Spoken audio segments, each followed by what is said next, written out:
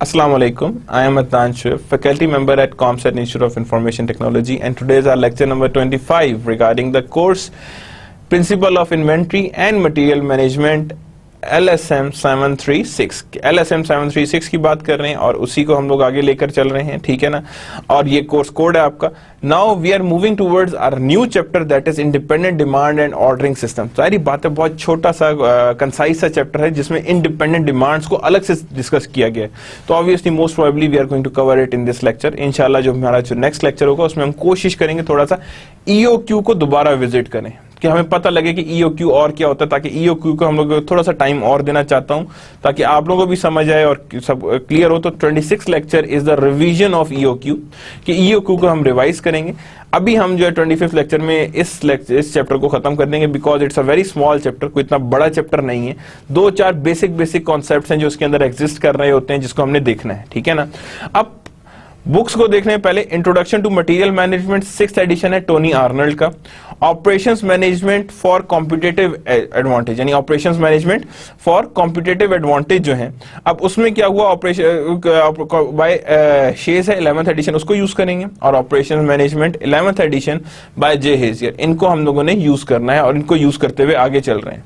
तो बुक्स है introduction to material management 6th edition by Tony Arnold, operation management of competitive advantage 11th edition and operation management 11th editions by J Heizer. तो ये चीजें जो हमारे पास involve हैं हमने इन्हीं को आगे लेकर चल रहे हैं और इन्हीं बुक्स को आपने फॉलो करना है, इनको कहीं और से नहीं देखना है। सिर्फ इन्हीं बुक्स में आप जाएंगे तो आपको सारा मटेरियल्स अवेलेबल नजर आ रहा होगा कि हाँ जी ये सारी चीजें इसमें अवेलेबल हैं and we can also do it in the same manner.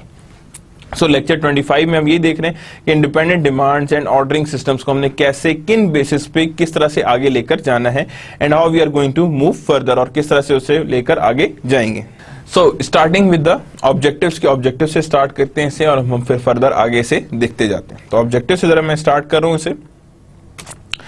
Objective क्या है, अगेन पहले भी देख चुके हैं कि इन्वेंट्री क्या होती है, लेकिन इंडिपेंडेंट डिमांड की जब बात करते हैं तो तब इन्वेंट्री को जरा एक दफा और विजिट करते हैं कि इन्वेंट्री होती क्या है। कॉस्ट ऑफ इन्वेंट्रीज हमने एक दफा देखी थी, लेकिन इंडिपेंडेंट डिमांड के केस में हमने नहीं देखी थी कि जब हमारे पास डिमांड डिपेंडेंट नहीं बल्कि क्या हो, इंडिपेंडेंट हो। बेनिफिट्स ऑफ इन्वेंट्री हमने पहले भी देखे थे थोड़े से, और इसमें देखेंगे मल्टी पीरियड मॉडल्स क्या होते हैं, ये डेवलप ही बिकॉज ऑफ इंडिपेंडेंट डिमांड होते हैं, ये हमने जरूर देखने। Optimal quantity to order when in case of independent demand, when demand is not dependent on anything, तो तब हमारे पास optimal quantities to order क्या होंगे। सेफ्टी स्टॉक को यहाँ थोड़ा सा डिटेल विजिट करेंगे एक दफा और कि हमें पता लगेगा सेफ्टी स्टॉक कितना आ रहा है। Periodic review system that is a new system, इसको हमने देखना है कि ये किस तरह से बनता है, किन बेसिस पे डेवलप हुआ हुआ है और किस तरह से ये आगे फर्दर चलेगा। तो और साथ ही हम देखेंगे सिंगल पीरियड इन्वेंट्री मॉडल, कि सिंगल पीरियड इन्वेंट्री मॉडल को भी हमने साथ साथ देखना है।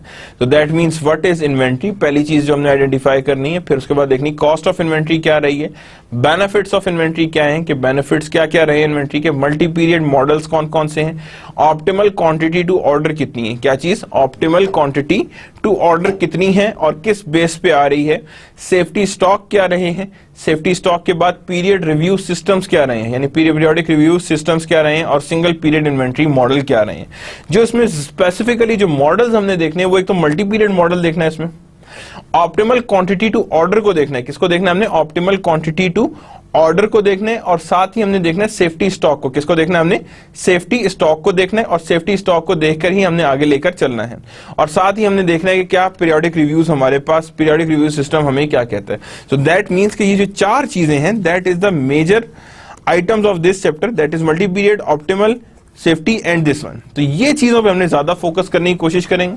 और इसी के बाद हम देखेंगे कि single period multi inventory model किसे कहते हैं, यानी सिंगल पीरियड इन्वेंट्री मॉडल क्या होते हैं और वो किसको कहा जाता है कि that is known to be as a single period inventory model, के सिंगल पीरियड इन्वेंट्री मॉडल कैसे डेवलप होते हैं और किस तरह से डेवलप हो रहे होते हैं। तो that we are going to see, इसको हमने आहिस्ता आहिस्ता देखना है और इसको आहिस्ता आहिस्ता देखकर ही हमने आगे लेकर चलना है कि हमारे पास क्या क्या चीजें इन्वॉल्व हैं। सो वन बाय वन इसको देखेंगे और उसके बाद ही हम इसको आइडेंटिफाई करते जाएंगे कि हमारे पास किस के तरह से क्या चीजें अवेलेबल आ रही हैं या हो रही हैं, और उसको हम लोग आगे लेकर जाएंगे। तो फर्स्ट स्टार्टिंग विद कि व्हाट इज इन्वेंट्री, इन्वेंट्री होती क्या है और वो किस तरह से वर्क करती है इन्वेंट्री, और इन्वेंट्री के पीछे क्या रिपरकशंस, क्या चीजें किस तरह से इन्वॉल्व होती हैं। तो पहले बात करेंगे what is inventory. Inventory is the raw material component part work in process of finished good products that are held at location in a supply chain. अब यहां देखिए थोड़ी सी इन्वेंट्री की डेफिनेशन चेंज की है मैंने. Inventory is the raw material components parts, यानी कि कंपोनेंट्स पार्ट्स भी हो सकते हैं, रॉ मटेरियल भी हो सकता है, वर्क इन प्रोसेस हो सकता है, फिनिश्ड प्रोडक्ट्स हो सकती है, that are held at a location in the supply chain, जो हेल्ड की जाती है at a location in supply chain, कि इन सप्लाई चेन में जो हेल्ड की जाती है एट अ लोकेशन, उन्हें कहते हैं that is known to be as a inventory. क्या कहते हैं उसे हम? That is known to be as a inventory. कि ये एक तरह से हमारे पास इन्वेंट्री का पॉइंट ऑफ व्यू है. यानी inventory is the raw material component parts work in process और finish products that are held at the location in the supply chain, जो हेल्ड की जाती है लोकेशन में एज अ सप्लाई चेन, की supply chain पे रखा जाता है. तो क्या कहेंगे हम? Inventory is the raw material. कि इन्वेंट्री क्या हो? रॉ मटेरियल होती है, फिनिश गुड्स होती हैं, कंपोनेंट्स होते हैं, पार्ट्स होते हैं, वर्क इन प्रोसेस होती है. और ये सारी चीजें कहां पे रखी जाती हैं? सप्लाई चेन पे रखी जाती है. जब आप कहते हैं location of the supply chain, जैसे हम कहते हैं ग्राउंड फ्लोर, यानी वो वर्किंग फ्लोर या ग्राउंड फ्लोर कहते हैं, जिसे हम कहते हैं कि हाँ जी ये वर्किंग फ्लोर है या ग्राउंड फ्लोर्स है जिधर पे काम हो रहा है. तो दैट मीन्स कि वहीं पे जहां पे लोकेशन ऑफ सप्लाई चेन पे रखी जाए तो that is known to be as a inventory, कि इसे हम कहते हैं इन्वेंट्री. और इन्वेंट्री की बेसिक डेफिनेशन में भी यही चीजें आती हैं कि ये वहीं केप्ट की जाती है जहां पे आपके पास मैन्युफैक्चरिंग लोकेशन है, कि जिस जगह भी आपकी मैन्युफैक्चरिंग लोकेशन है आपने उसे वहीं पे मेजर करना है और उसी के हिसाब से आपने उसे आगे लेकर चलना है. तो यहां पे भी हम ये कहेंगे inventory is the raw material component parts work in process और finished products that are held at a location in the supply chain, that are held at a location in supply chain, कि in the location in supply chain में हम उसे जज कर रहे होते हैं और जज करके उसे हम आइडेंटिफाई कर रहे होते हैं. तो इसमें भी ये देखेंगे कि inventory is the raw material component parts work in process of finished goods that are held at a location of supply chain, कि जिस जगह पे लोकेशन है सप्लाई चेन की हमने इसे वहीं पे रखना है और वहीं पे हमने इसे आइडेंटिफाई करना है कि हमारे पास ये चीजें इन्वॉल्व है हमने, और इसी के हिसाब से हम उसे आगे लेकर चल रहे हैं कि ये हमारे पास वैल्यूएशंस हो रही हैं. आगे चलते हैं. What do we care? At macro level, inventory is the biggest corporate asset. ये याद रखना, that is a normal case कि inventory is one of the biggest corporate asset. Investment inventory is currently 1.2 trillion in US Department of Commerce. This figure account for almost 25% of GNP. जिनमें से सिर्फ कितना है? 25% is related to GNP. Enormous potential for efficiency increase by controlling inventory. यानी बहुत ज्यादा potential है efficiency improvement का if we are going to control the inventory. Because देखें, मैं इन्वेंट्री डंप करने में कोई टाइम लगता है? बहुत कम है. फौरन खरीदो, जाके खरीद लो, लेकिन उससे एफिशिएंसी आपकी नहीं आती है.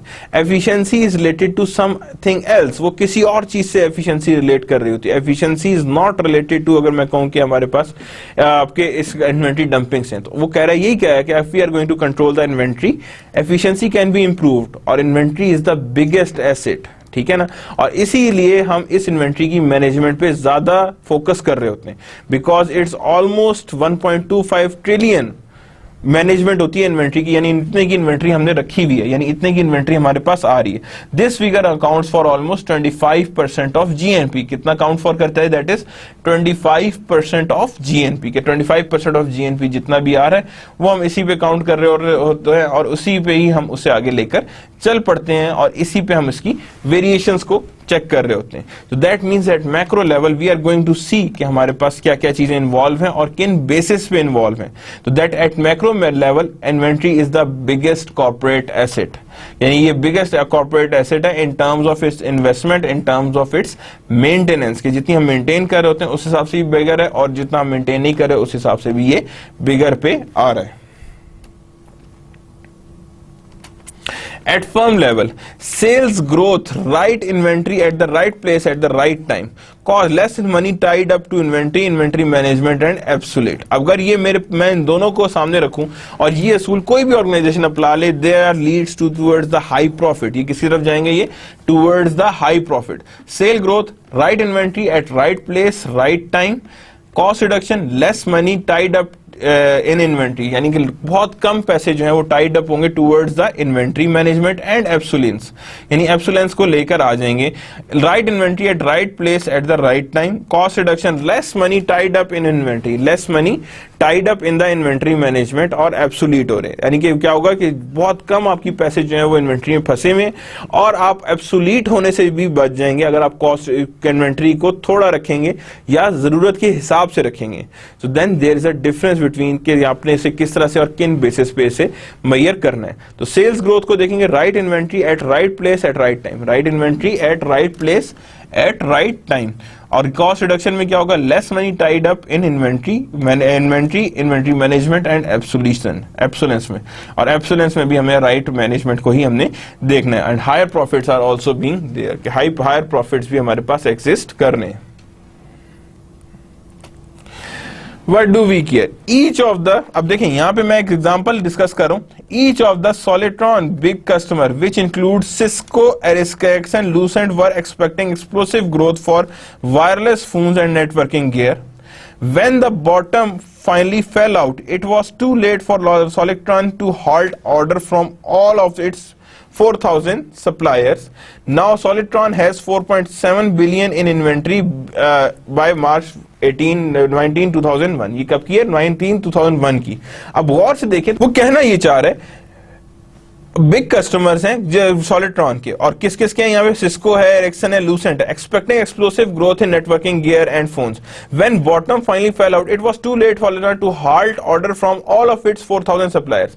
जब वो कहता है बॉटम फॉल आउट हुआ तो उसके बाद उसके लिए बहुत मुश्किल था कि वो 4,000 सप्लायर्स के ऑर्डर्स को हाल्ट करे.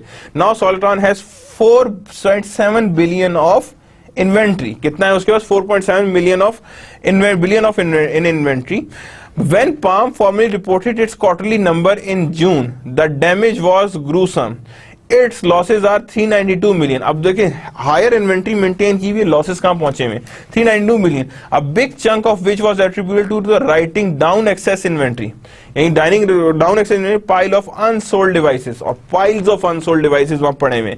द इंडस्ट्री स्टैंडर्ड जून 16, 2001, यानी द इंडस्ट्री स्टैंडर्ड जून 2016 में ये रिपोर्ट आई थी. लिस्ट कर्मी said its unexpected earning decline is the consequence of higher than anticipated excess inventory. अब देखें कहां से कहां पहुंच गई, कितना बड़ा लॉसेस वहां पे शो होना शुरू हो गए, जस्ट बिकॉज के हमने हायर और एक्सेसिव इन्वेंट्री मेंटेन की थी, जस्ट टू गेट कि हाँ जी एक्सप्लोसिव ग्रोथ होनी है तो there would be a requirement of the inventory. और for bottom fall होने के बाद they can't halt the order, और उसमें यही हुआ कि उसके पास इन्वेंट्री का बिगेस्ट बल्क जनरेट हो गया. यानी that's a proper case of inventory dumping. किसका केस है ये? इन्वेंट्री डंप के, जहां पे आप इन्वेंट्री को डंप कर रहे होते हैं. क्या कर रहे होते हैं? आप इन्वेंट्री को डंप आउट कर रहे होते हैं और डंप करके उसे साइड पे कर देते हो कि हाँ जी इतनी इन्वेंट्री है और इतनी इन्वेंट्री को मैंने डंप करना है, और डंप करके ही मैं उसे आगे लेकर चल रहा हूं कि हाँ जी इतनी इन्वेंट्रीज को मैंने साथ लेके चलना है और इसी इन्वेंट्री को मैं साथ लेकर आगे चलूंगा. So that is the case जब हम बात करते हैं लिस्ट कैरी ब्राउन में, और यही हमारे पास केसेस आगे चल रहे हैं. तो that means inventory requires a care, यानी inventory is being a part of a system that requires a care, और you can say it being required in a form of care. How do you manage in your inventory? How much you do you buy, when? अब यहां पे देखें तो for example कब ये bye करनी, जब जाहिर बात है that is going to be ended. Soda milk, these are the just household things. क्या है हमारे पास? हाउस होल्ड थिंग है. Gas, cereal, cash, these are the things that are not being maintain as a safety stock. Whenever they are getting ended, you are the first one to buy them.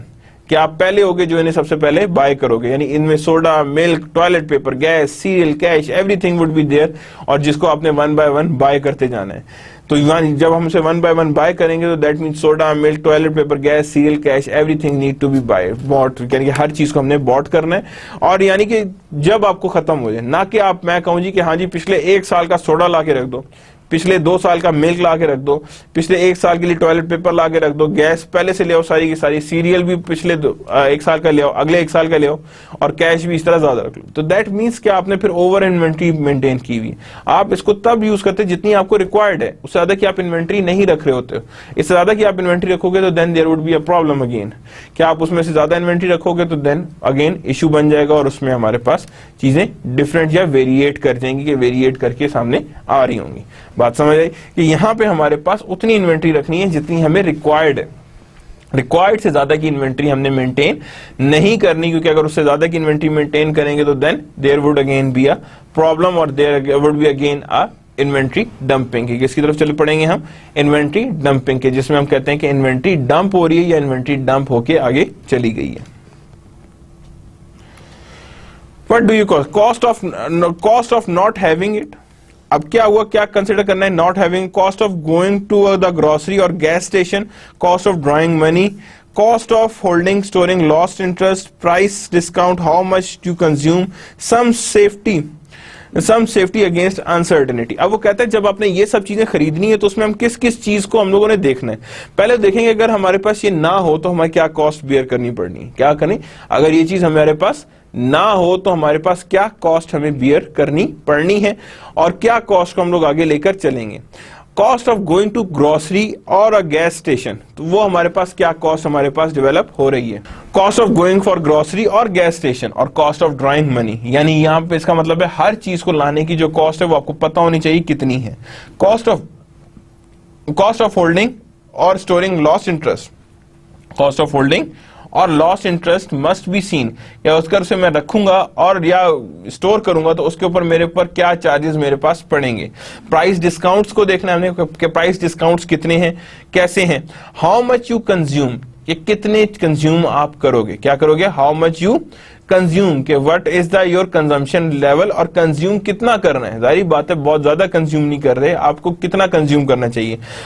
Some safety against uncertainty, हाँ कुछ आप additional रखेंगे कि हाँ जी कोई मेहमान आ गए, कुछ आ गए, तो जाहिर बात है इनका कुछ सेफ्टी स्टॉक रखेंगे ताकि वो उस टाइम पे यूज हो जाए। क्या हो जाए, उस टाइम पे यूज हो जाए, ताकि आपको पता लग जाए कि हाँ जी इसकी यूजेज इस लेवल पे आ रही है और इस तरह से इसकी यूजेज फर्दर आगे मूव कर रही है। तो दैट मीन्स कि हम लोग देख रहे हैं कि यहाँ पे इसकी फर्दर यूजेजेस कैसे और किन बेसिस पे जनरेट हो रही है। That is some safety against uncertainty, के कुछ सेफ्टी भी होती है that leads to the some uncertainty, that is जो कि एक अनसर्टेनिटी को कवर अप करने के लिए भी होती है। तो दैट इज द केस कि कॉस्ट ना होने की कॉस्ट क्या है, लेकिन अगर लाने की कॉस्ट क्या है, और उसको मेंटेन या स्टोर करने की कॉस्ट क्या है, और कंज्यूम कितना करना है, और सेफ्टी कितना रखना है। तो ये सारे के सारे क्वेश्चंस आंसर किए जाते हैं व्हेन मेंटेनिंग द इन्वेंट्री, कि इन्वेंट्री को जब भी मेंटेन किया जाता है तो इन सारी चीजों को या इन सारी चीजों का ध्यान रखा जाता है कि जितनी भी हमारी चीजें हैं या जितनी हमारे पास लग रही हैं उन सब चीजों को हमने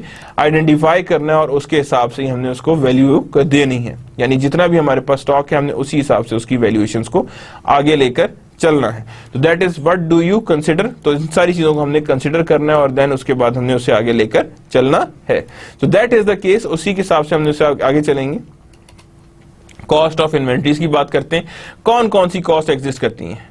पहली चीज फिजिकल होल्डिंग कॉस्ट। यार ये याद रखिएगा, जो होल्डिंग कॉस्ट है that is always be related to physical holding cost. किसकी बात करते हैं हम? Physical holding cost. Out of pocket expense for storing inventory, insurance, security, warehouse rental, cooling. यानी अब क्या हुआ, हर चीज को हमने देखना है। फॉर एग्जाम्पल आपने कोई चीज ली है या कोई चीज आप एडिशन ले हैं, तो जाहिर बात है if you are getting more rice at your home, आपको उसको भी स्टोर करने के लिए आपको जगह देनी पड़ेगी और उसको देखना पड़ेगा कि आपने कहां किधर कैसे रखना है। तो दैट इज द केस, यहां पे आपने इसे देखना पड़ता है। All cost that may be entailed before you sell it, obsolescence, spoilage और वर्क, यानी कि और जो भी अगर उसके दौरान स्पॉइलेज हो रहा है, एब्सोलेंस हो रहा है, थ्रेफ्ट हो रहा है, रीवर्क हो रहा है, वो सारी की सारी कॉस्ट भी होल्डिंग कॉस्ट के अंदर आती है। क्या आ गई? Insurance, security, warehouse rental, cooling. यानी इंश्योरेंस भी आ गई, सिक्योरिटी भी आ गई, वेयरहाउस भी आ गए, रेंटल भी आ गए और साथ ही कूलिंग भी आ गई। All cost that may be entitled before you sell it, जितनी भी कॉस्ट है that is entailed before you sell it, जैसे उसमें स्पॉइलेज, श्रिंकेज, एब्सोलेंस, रीवर्क, सारी चीजें इसके अंदर इन्वॉल्व हो जाएंगी। हर चीज को इसमें हम इनकॉर्पोरेट करेंगे और हर चीज को इनकॉर्पोरेट करके ही इसमें हम कहेंगे कि यार इसमें काफी चीजें इन्वॉल्व हैं जो हमारे पास एग्जिस्टेंस में आ रही हैं।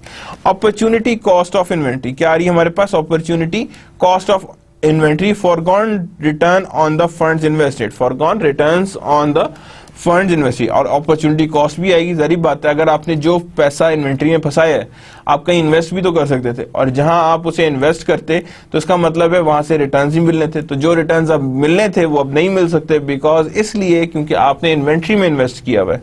तो इसीलिए वो जो रिटर्न मिलना था that is known to be as a opportunity cost, क्या कहते हैं उसे हम, that is known to be as a part of opportunity cost, कि वो एक तरह से हमारे पास क्या चीज है, अपॉर्चुनिटी कॉस्ट के तौर पे काम करती है, अपॉर्चुनिटी कॉस्ट होती है।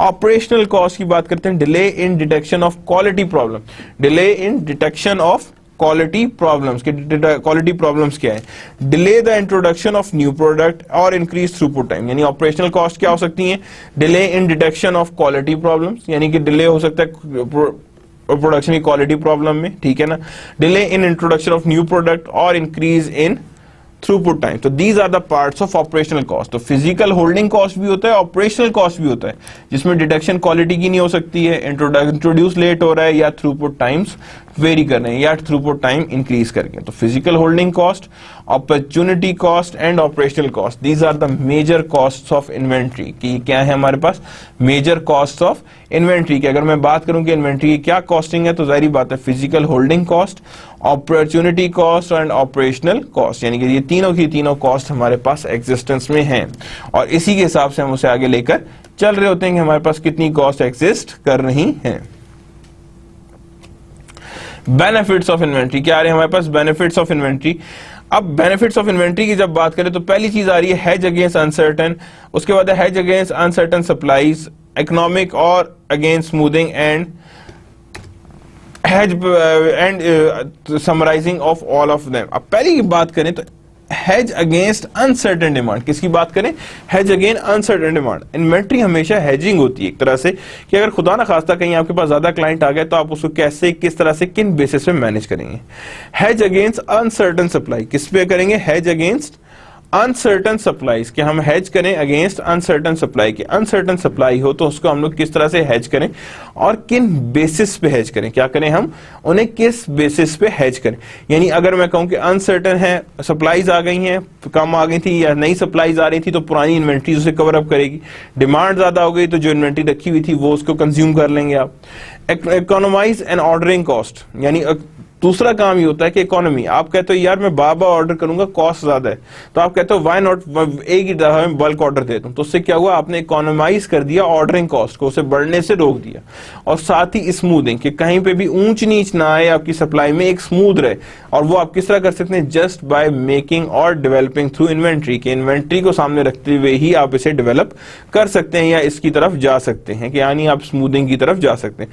To summarize, we build and keep inventory in order to match supply and demand in most cost effective way.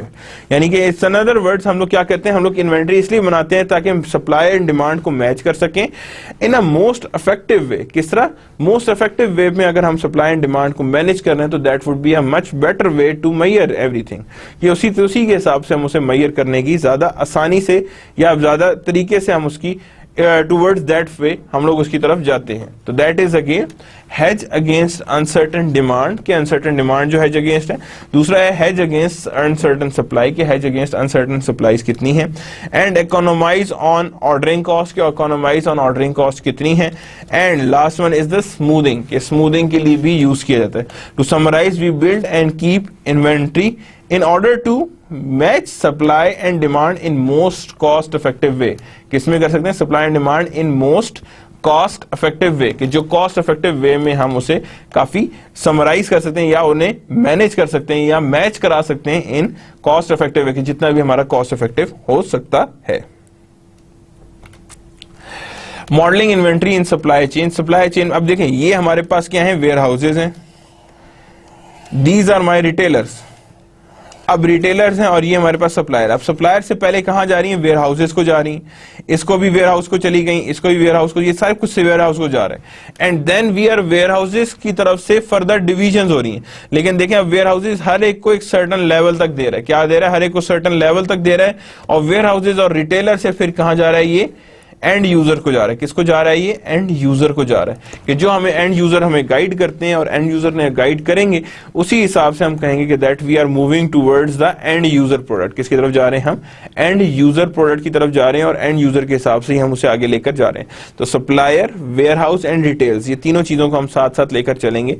That is one is supplier, other is warehouse and third one is retails, के retails को देख रहे हैं। और further that ends on the end user. अब देखें यहाँ पे जरूरी नहीं कि ये सब चीजें बराबर हों, आपके वेयर हाउस कम हो सकते हैं, एक वेयर हाउस 2 रिटेलर्स को दे सकता है, 3 रिटेलर को दे सकता है, एक सप्लायर से 3 जगह वेयर हाउस में सामान जा रहा हो सकता है, 4 वेयर हाउस को जा रहा होता है, प्रोवाइडेड दैट कि इन्वेंट्री की सप्लाई चेन इसी हिसाब से चलनी है कि सप्लायर से वेयर हाउस से रिटेलर, और अगर बीच में भी अगर आपके पास लॉन्ग चेन है तो बीच में होलसेलर भी आएगा। क्या आएगा आपके पास?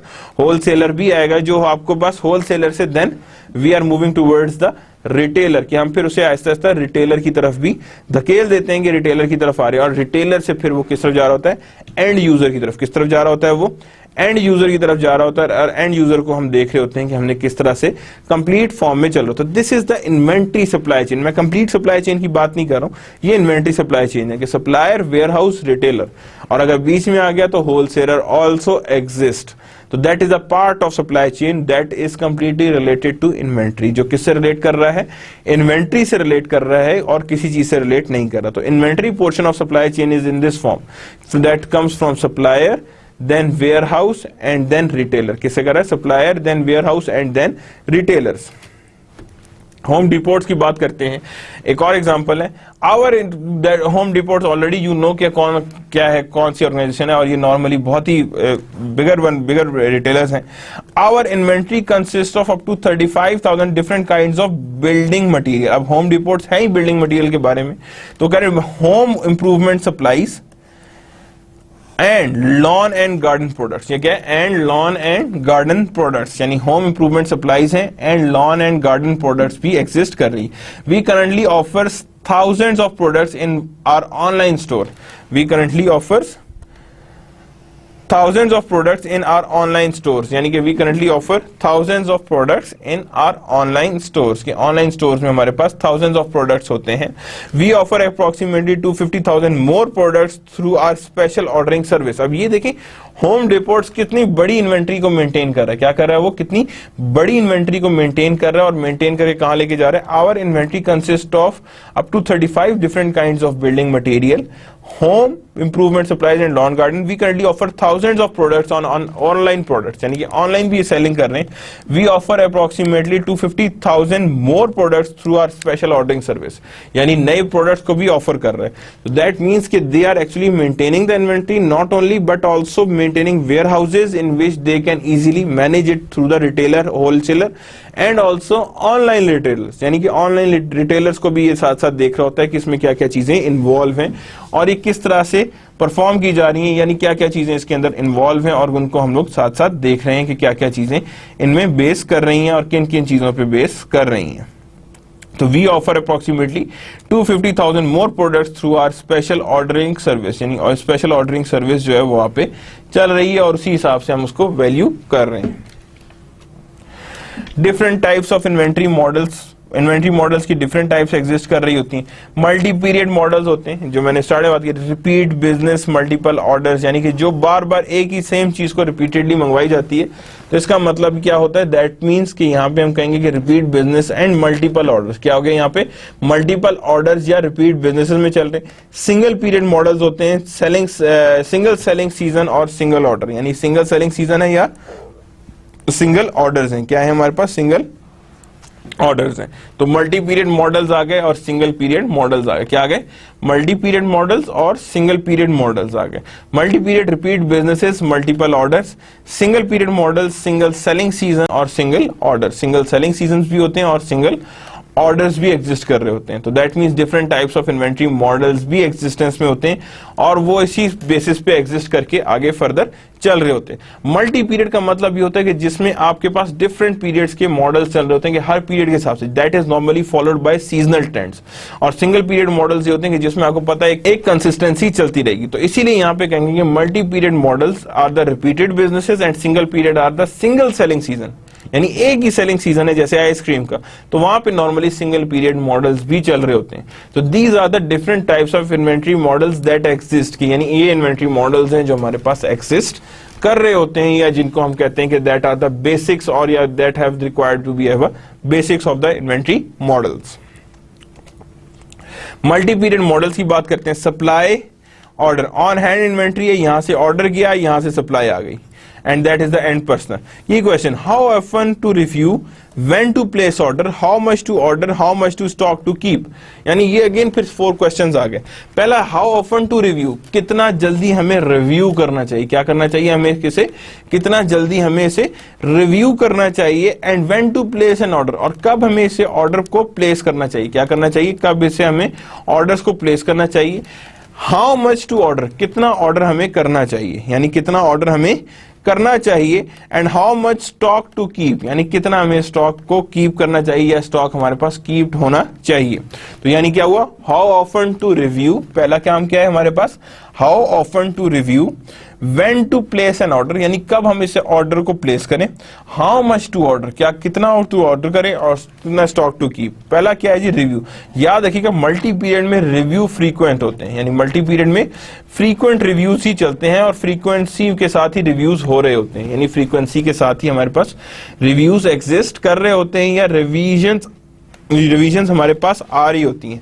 और उसके बाद है व्हेन, और उसके बाद आती है when to place an order. क्या आते हैं हमारे पास, when to place an order, के ऑर्डर हमने कब प्लेस करना है और किन बेसिस पे हमने इन्हें प्लेस करना है, कि किस तरह से हमने ऑर्डर करना है. यानी that is known to be as a lead time, that is known to be as a lead time. How much to order, that is again कि size of the lot, कि size of lot क्या होनी चाहिए. How much is the size of lot, कि lot की size क्या है और किन बेसिस पे चल रही हैं, किन बेसिस पे चल रही हैं. How much stock to keep, यानी कि how much stock to keep, कि कितना स्टॉक हमें मेंटेन करना चाहिए. तो रिलेटेड टू एवरेज इन्वेंट्री, तो जितना स्टॉक आप एवरेज इन्वेंट्री के लिए रखते हैं उतना आपको डेफिनेटली रखना चाहिए, ताकि उसी के हिसाब से आपको गाइड मिलेगी कि आपने कितना स्टॉक रखना है अपने पास और कितना स्टॉक आपने फर्दर आगे करते जाना है या उसे आपने आगे लेकर आना है. तो that is how often to review, कि कितना ऑफन रिव्यू होगा. When to place an order, कि कब उसे ऑर्डर को प्लेस करना है. हाउ मच टू ऑर्डर, कि कितना ऑर्डर प्लेस करना है.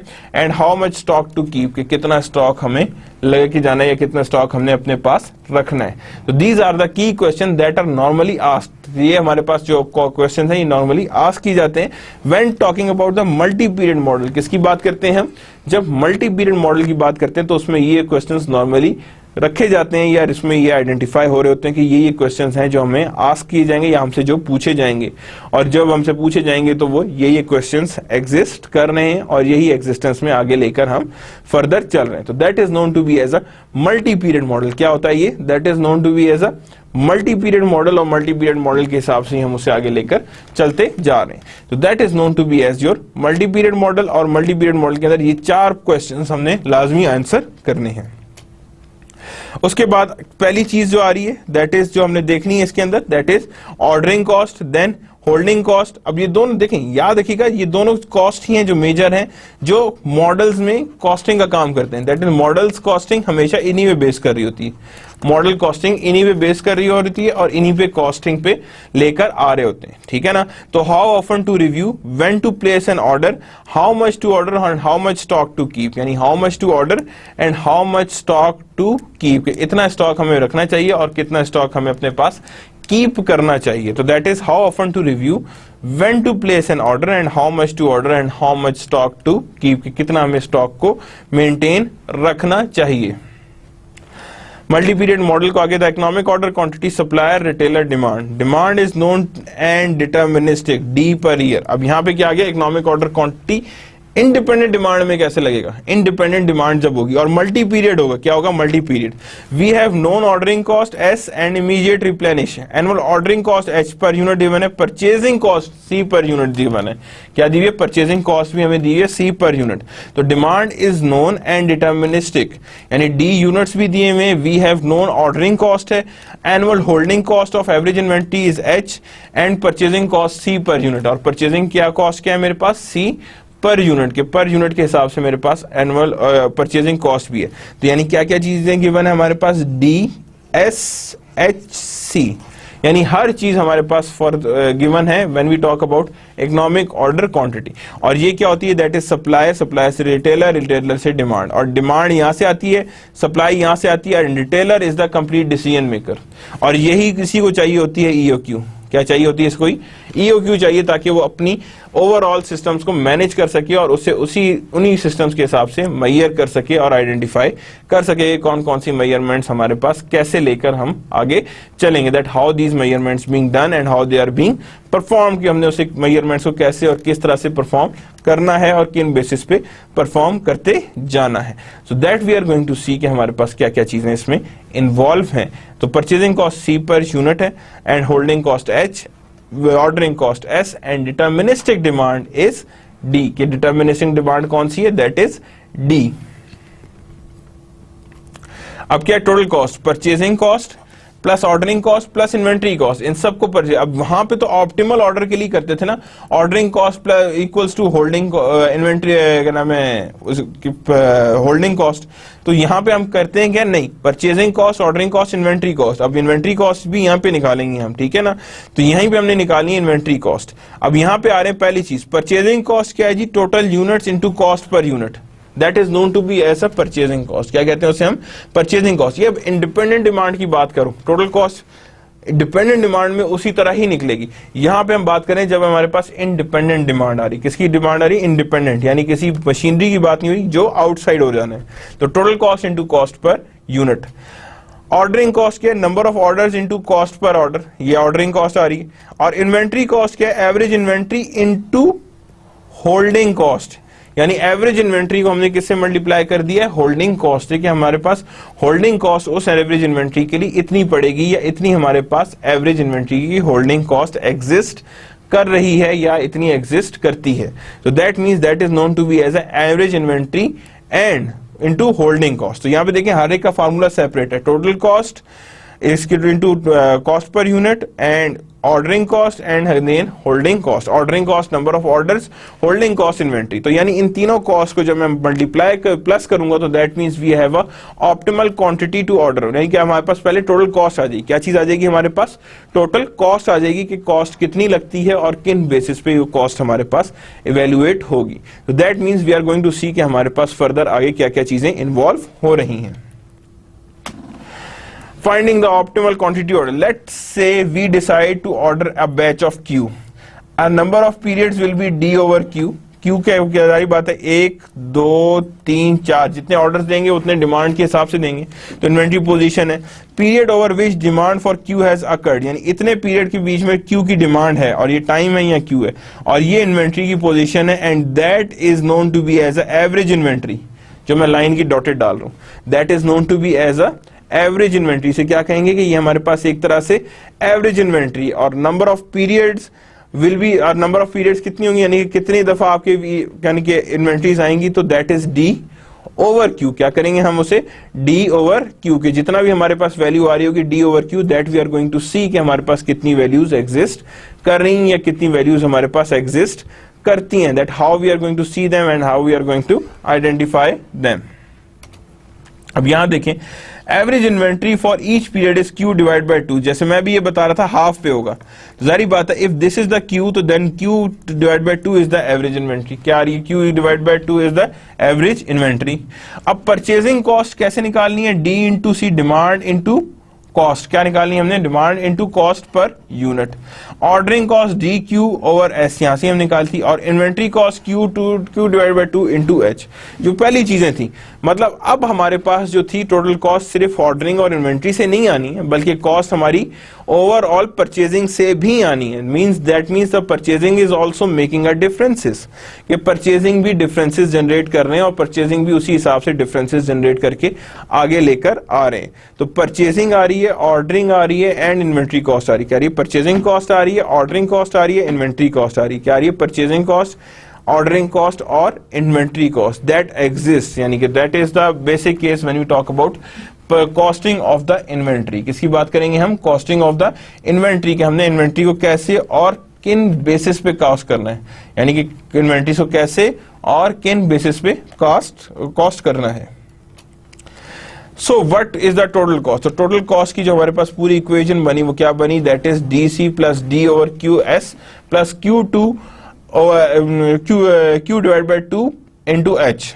तो अगर मैं इसको फर्दर सिंप्लीफाई करूं तो मैं इसे सिंप्लीफाई भी कर सकता हूं on the basis of certain values और सर्टेन आइडेंटिफिकेशंस। तो मैं यहां पे ये भी कर सकता हूं, that is I am going to take the LCM of 2q।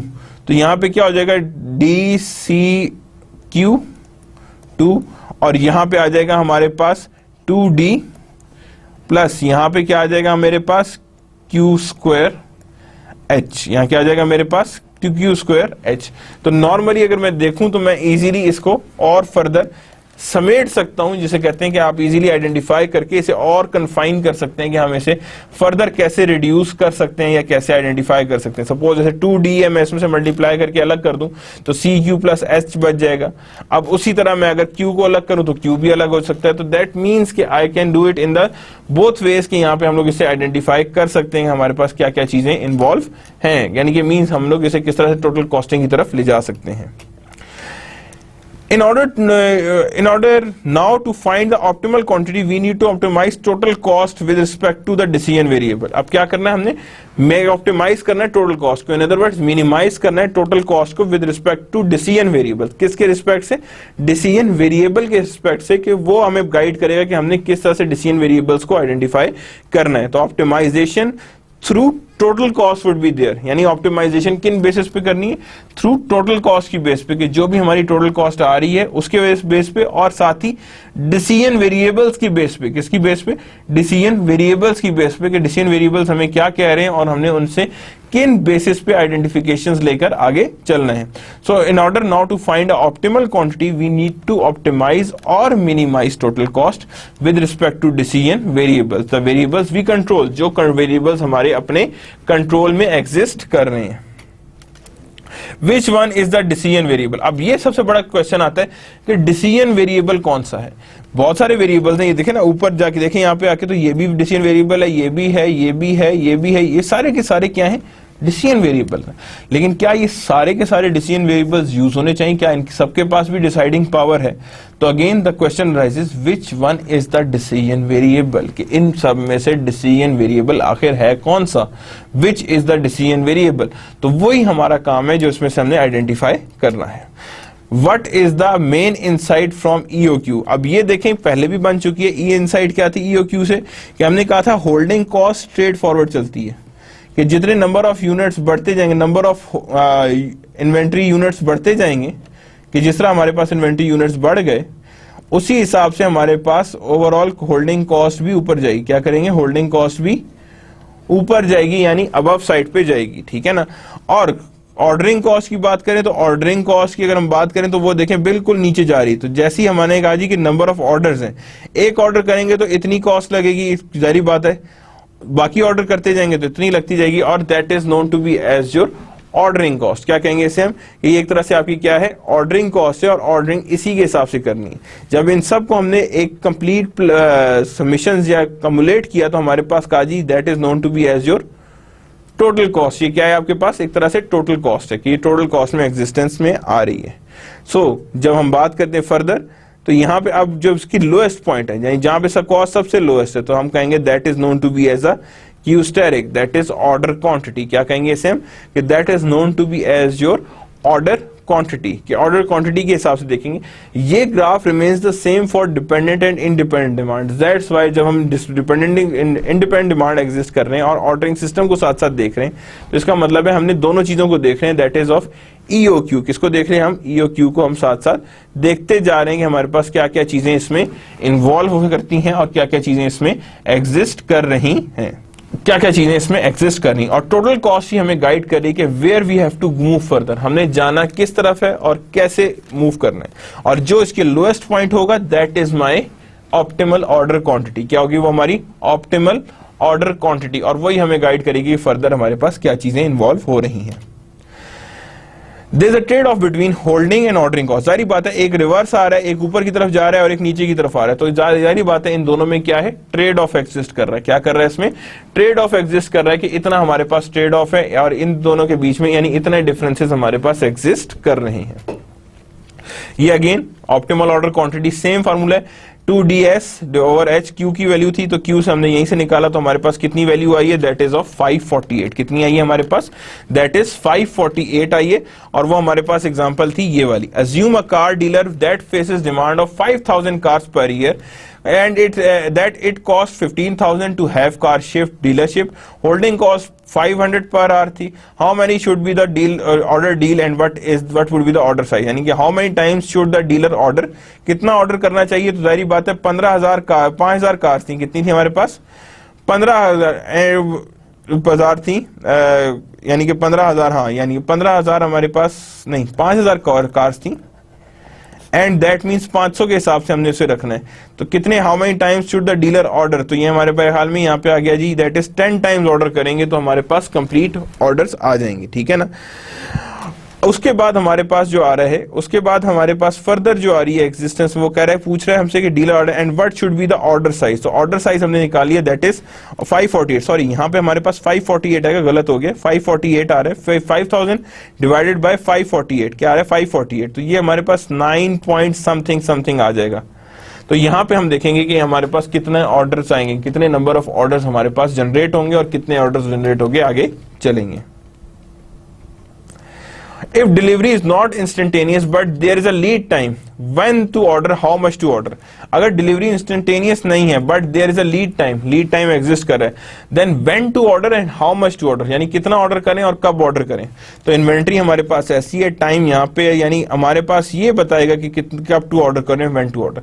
तो यानी जितना टाइम अगेन लगना है उसे आने में, उतने ही टाइम में हम लोग इसे ऑर्डर में लेके आएंगे या उसी टाइम में हम इसे ऑर्डर करने की कोशिश करेंगे। अब प्लेस ऑर्डर क्या है यहाँ पे, ये सारा का सारा यहां से लेके यहां तक का टाइम कहलाएगा लीड टाइम। क्या है ये, लीड टाइम, ये लीड टाइम है सारा का सारा। और साथ ही हम कहेंगे ये लीड टाइम आया और उसके बाद हम कहेंगे जी हमारे पास ये रिसीविंग ऑफ ऑर्डर हो रही, क्या आ रही है हमारे पास, ये सारी की सारी हमारे पास रिसीविंग ऑफ ऑर्डर है। री ऑर्डर पॉइंट हमने एक तरह से इसी को बनाया था, यहाँ पे हमने ऑर्डर प्लेस किया था, यानी इतनी इन्वेंट्री का लेवल जो यूनिट्स आएगा उतना रह जाए तो you have to start placing the order. क्या करना है आपने, ऑर्डर प्लेस कर देना है। और आरओपी क्या होगा, lead time into demand per day. क्या है यहाँ पे, डिमांड पर डे, कि जो भी हमारे पास डिमांड रही है per day, that being a part of it, यानी वो इसका पार्ट होना चाहिए या वो इसका पार्ट होगी। When we shall order, when inventory equals to ROE, कब करना है, जब इन्वेंट्री किसके इक्वल हो जाए, ROE। How much should Q equals to EOQ, कि Q किसके इक्वल होना चाहिए, equals to EOQ, के जितना हमारे पास EOQ है हमारे पास उतना ही उसे जनरेट होना चाहिए, यानी that would be generated and that would be identified, कि हमारे पास इतनी ही आनी चाहिए इनपुट्स या outputs. Example, what if lead time to receive car is 10 days, यानी कि लीड टाइम क्या है, receive a cars in 10 days, तो when should you place an order. तो अगर मैं कहता हूं कि हमारे पास 5000 कार्स थी, उसे हमने 548 से डिवाइड किया तो हमारे पास नंबर ऑफ ऑर्डर्स आ गया कि ऑर्डर्स कितने देने हैं हमने। तो इसी तरह 5000 अगर मेरे पास कार्स हैं, क्या है हमारे पास 5000 कार्स हैं, तो मैं क्या करूंगा, मैं कहूंगा जी 365 डेज से पहले इसको डिवाइड करूंगा। क्या करूंगा मैं इसको 365 डेज से मैं इसको डिवाइड करूंगा कि हमारे पास कितने हमारे पास आ रही हैं। लेकिन हमारे पास पहले पर डे निकालेंगे एंड देन उसके बाद आगे चलेंगे कि कितनी वैल्यूज हमारे पास आ रही हैं। तो 5000 को अगर मैं कहूंगा जी 365 डेज, तो पर डे की हमारे पास रिक्वायरमेंट आ रही होगी और उसी के हिसाब में हम उसे वैल्यू करेंगे। लेकिन यहाँ पे भी देखें यही है। अब यहाँ पे क्या हो रहा है, D is given, first convert 10 days equals to 10 equal 350 years, यानी इतनी हमारे पास रिक्वायरमेंट है। तो कहेंगे जी 10 डिवाइड बाय 365 इनटू 5000, तो then again it would be the same thing. तो ये भी हो सकता है 5000 को पहले डिवाइड करें 365 से, तो number of cars per day आ जाएंगे। क्या आ जाएंगे हमारे पास, number of cars per day आ जाएंगी। Number of cars per day जब मेरे पास आ गई, इसको मैं मल्टीप्लाई करूंगा 10 से, तो अगेन मेरे पास यही वैल्यू आएगी। तो that means that is my when to order, का मतलब ये है कि इससे हमारे पास हो, that is how much you are going to place it and how we are going to evaluate it. तो that means we are going to see कि हमारे पास ऑर्डर्स किन बेसिस पे कैसे जनरेट हो रहे हैं और कैसे आइडेंटिफाई हो रहे हैं। So the number of orders that our lot reaches to 137, यानी कि जब हमारे पास 137 कार्स रह जाए, you should develop a new order, कि उसे हम नया ऑर्डर कर देंगे। But demand is rarely predictable. वहां पे डिमांड जो है वो रियरली प्रेडिक्टेबल होती है, वो प्रेडिक्टेबल नॉर्मली होती भी नहीं है। ऑर्डर क्वांटिटीज हैं, ऑर्डर क्वांटिटीज को लेके आएंगे, यहाँ पे आएंगे डिमांड, डिमांड यहाँ से लेके, अब प्लेस ऑर्डर यहाँ कर दिया, डिमांड यहाँ पे भी है, लीड टाइम कवर कर रहा है, यहाँ रिसीविंग हो गई ऑर्डर की। आरओपी रीऑर्डर पॉइंट ये रहा हमारे पास, और ये हमारे पास निकलेगा यहाँ पे रीऑर्डर पॉइंट, और रीऑर्डर पॉइंट, और ये लीड टाइम डिमांड है, और यहाँ पे ये क्या चल रहा है, लीड टाइम डिमांड है कि ये लीड टाइम की डिमांड ऐसी ऑर्डर रहेगी। और inventory at the time of receipt, जब वो रिसीविंग होगी तो हमारे पास सिर्फ इतनी सी इन्वेंट्री बची होगी। This is known to be as a safety stock. क्या कहते हैं उसे हम, safety stock. If actual demand greater than expected demand, क्या हुआ यहाँ पे, if actual demand greater than expected demand, we stock out, यानी एक्चुअल डिमांड ज्यादा हो गई है एक्सपेक्टेड डिमांड से, तो नॉर्मली स्टॉक आउट हो जाते हैं। अब यहाँ पे मैंने कहा जी ऑर्डर टाइम है, पता लगा जी हमारी सारी की सारी इन्वेंट्री यहाँ पे 2 दिन पहले खत्म हो गई, तो यानी इतने पोर्शन में क्या रहेगा, स्टॉक आउट रहेगा। क्या रहेगा वहां पे, स्टॉक आउट रहेगा, that is known to be as a stock out point. और ये वाले जो ऑर्डर्स हैं उसके बाद वाले, that is known to be as a unfulfilled order, और यहाँ पे रिसीव होगा ऑर्डर, और वो इसको ही कवरेज में लेके आएंगे। तो दैट मीन्स कई दफा यहाँ पे भी स्टॉक आउट पे ले जाते हैं। If ROP is expected demand, क्या है, if ROP equals to expected demand, service level is 50%। If ROP जो होता है expected demand, service level is inventory left 50% of time, stock out 50% of the time। यानी अब क्या हुआ यहाँ पे गौर से देखें, अब यहां तक आ रहा था रीऑर्डर पॉइंट एक्सपेक्टेडली यहाँ पे है, एवरेज यहीं पे चल रही, यहाँ पे चल रही, ये जो सारा का सारा आया ये अनसर्टेन डिमांड है। ये क्या है, हमारे पास सारी की सारी अनसर्टेन डिमांड है। वो कहता है if ROP equals to expected demand, service level is 50%, यानी सर्विस लेवल क्या होगा, 50% है, inventory left 50% at the time and stock out 50% of the time, यानी स्टॉक आउट भी कितना रहता है, that is of 50% of the time, यानी 50% ऑफ द टाइम पे ये रह रहा होता है। तो then ROP reorder point and uncertain demand that remains in the same manner. To reduce stock out we add safety stock. क्या करते हैं, to reduce the stock out we add safety stock, के उस वक्त हम लोग कहते हैं जी स्टॉक आउट को हमने रिड्यूस करने के लिए सेफ्टी स्टॉक लगाए थे।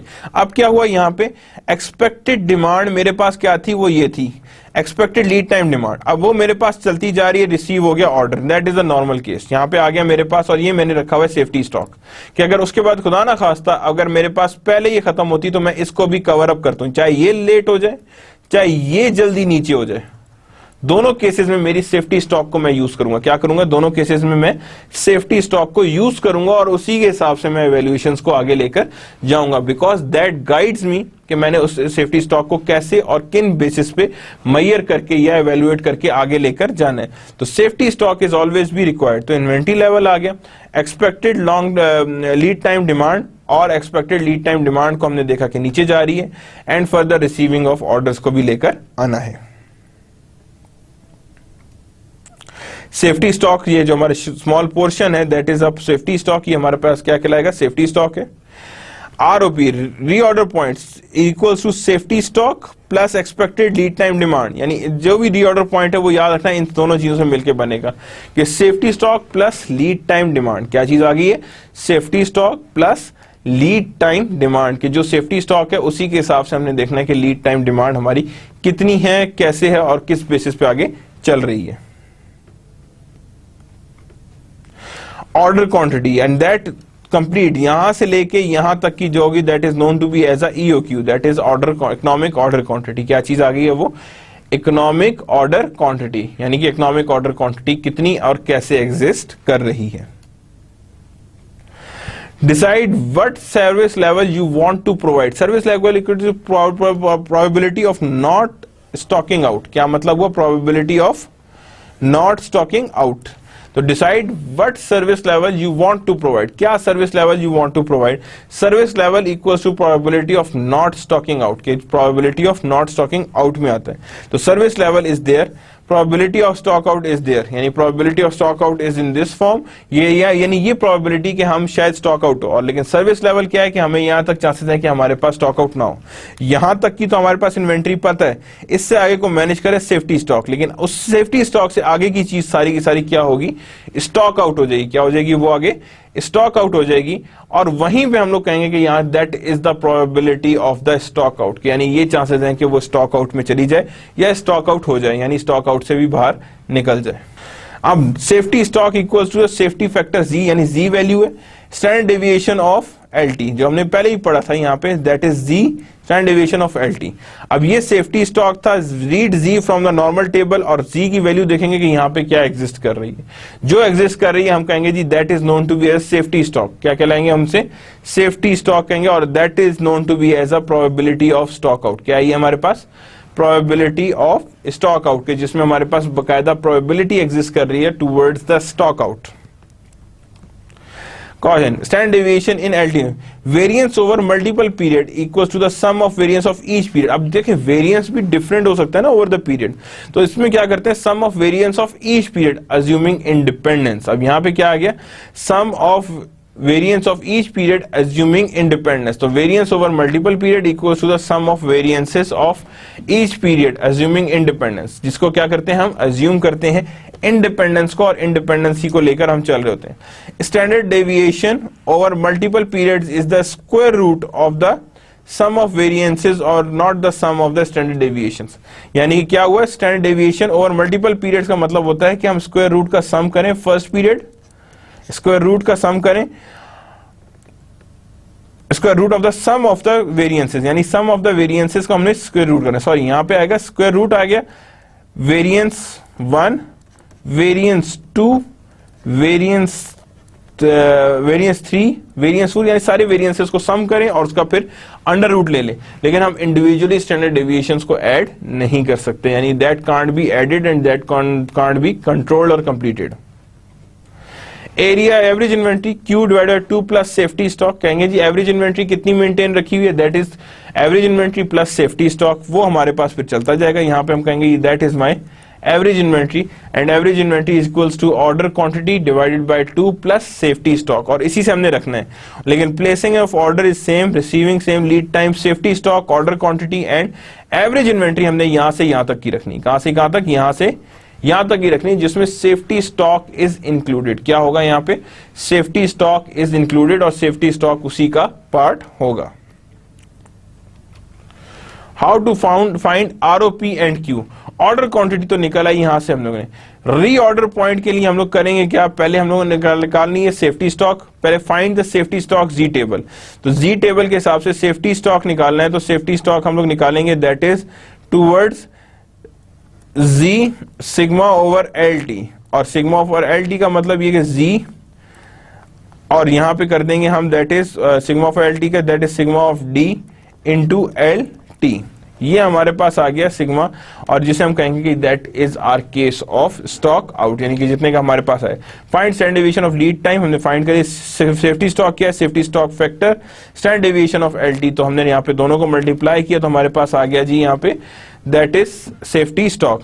ROP expected LT demand plus SS, क्या करेंगे, एक्सपेक्टेड LT डिमांड यानी expected lead time demand plus safety stock, क्या करेंगे उसमें प्लस करेंगे, साथ ही हम इसमें सेफ्टी स्टॉक के, सेफ्टी स्टॉक हमारा कितना और कैसे एग्जिस्ट कर रहा है। एवरेज इन्वेंट्री हमारे पास क्या होगी, EOQ divide by 2 plus SS, क्या होगा, EOQ divided by 2 plus SS, that is known to be as our average inventory. क्या कहलाएगी, ये हमारी एक तरह से एवरेज इन्वेंट्री है। तो average inventory SS plus EOQ divided by 2, यानी economic order quantity divided by 2 that exist.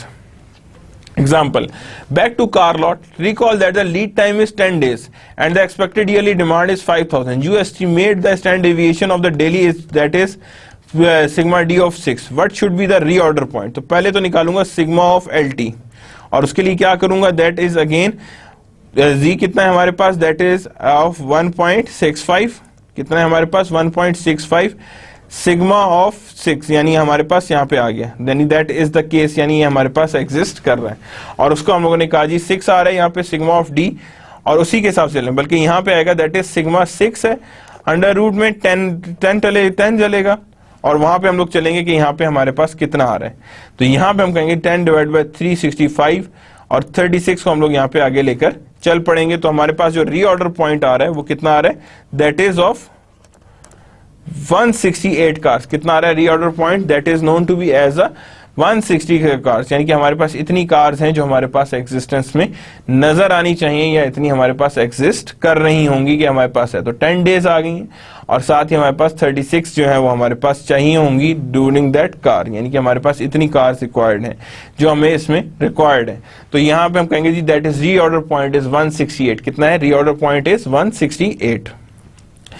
Why companies don't always use optimal order quantity? It is not usual for companies to order less or more than EOQ for several reasons. यानी ये normally unusual नहीं है कि वो EOQ follow करे ना करे। There may not be have a non uniform demand, उनके पास नॉन यूनिफॉर्म डिमांड नहीं होती। Some supplier have minimum order quantity that are beyond the demand. Some order suppliers have minimum order quantity होती है जो बियॉन्ड यानी demand से बहुत आगे की चीज है, तो उसी को मिनिमम ऑर्डर को फॉलो करते हैं। जस्टिफाइंग स्मॉलर ऑर्डर क्वांटिटीज, किसको फॉलो करते हैं? जस्टिफाइंग स्मॉलर ऑर्डर क्वांटिटीज, की जो स्मॉलर ऑर्डर क्वांटिटीज है उसको कैसे जस्टिफाई करते हैं। JIT और lean system would recommend reducing order quantities to lowest practical level. Benefits of reducing queues: improved customer responsiveness, inventory is equals to lead time, reduce cycle and inventory, reduce raw material and purchase components, यानी पैसे कम फंसते हैं। Justifying smaller EQ, Q equals to DHS, reduce queue by reducing setup time, SP reduce हो जाएगा और as well as आपके पास carrying cost भी और ordering cost दोनों आपके पास reduce होने की कोशिश होगी। Determining safety stock and service level, safety stock हमने यहीं पे डिफाइन करना है, जैसे ये पोर्शन क्या है हमारा, that is a part of safety stock, ये सेफ्टी स्टॉक है। इफ द डिमांड और lead time is uncertain, safety stock can be added to improve order cycle, that is demand and that is safety stock. When SS equals to ZQDL and Z is the number of standard deviation and QDL is the standard deviation of demand. Order cycle, the probability that the demand during lead time will not exceed on hand inventory, the probability that demand do not exceed during the on hand do not exceed on hand inventory, 95% service level and Z equals to 1.645. Periodic review systems को देखते हैं। Orders are placed at specified fix time interval, कब होते हैं? Fix time interval, for example every Friday. For order size Q to bring on hand inventory OH up to a target TI similar to the minimum, यानी कि for order size Q bring the on hand inventory OH up to the certain target level similar to the minimax system. Advantages: no need for a system to continuously monitor item, जरूरत नहीं पड़ती जरूरत monitor करने की, साथ साथ items ordered from a same supplier can be reviewed on a same day, saving purchase order cost, यानी कि जो सेम सप्लायर से ऑर्डर ले सकते हैं और can be reviewed on the same day, और उसी डे को रिव्यू भी किया जा सकता है to get the certain levels. Disadvantages: replenish quantities Q vary, order quantities may not quality or for quantity discount, यानी कि order quantities may not quality for quantity discount. On the average, inventory levels will be higher Q and system more stock room space needed, यानी stock room space is needed for it.